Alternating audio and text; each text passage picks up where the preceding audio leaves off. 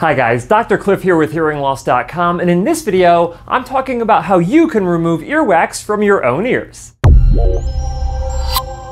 Excessive earwax buildup is a problem for millions of people in the United States alone.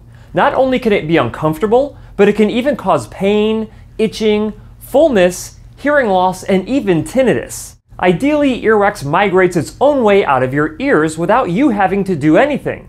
But if you produce excessive amounts of earwax, if you have small ear canals, or if you have sharply bending ear canals, it will build up to the point where you need to do something about it. However, one mistake that a lot of people make when trying to remove earwax from their own ears is using a cotton swab.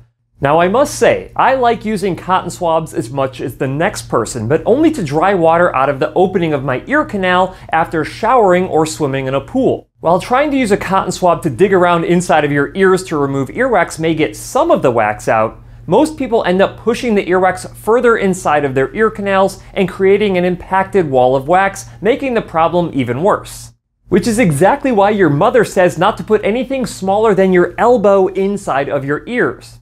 In some cases, I've had patients push a cotton swab so far inside of their ear canal that they punctured a hole in their eardrum, which can cause extreme pain and give you a hearing loss that usually requires surgery to reconstruct your eardrum. So what can you do instead of using dangerous tools like cotton swabs, bobby pins, and even car keys to get earwax out of your ears? Well, typically I recommend that you use earwax softening eardrops followed by flushing out your ear canals with warm water. Of course, you have to make sure that you do not have a hole in your eardrum or you will be met with an extreme amount of ear pain when you place the eardrops inside of your ear canals. As far as the type of eardrops that you should use, there are many different brands that you can purchase over the counter at your local pharmacy. I generally recommend that you stay away from eardrops that are oil-based and stay away from pure hydrogen peroxide because it can irritate the skin of your ear canals. If you do not feel confident that you can safely remove the earwax from your ears yourself, or you're unsuccessful at removing your earwax,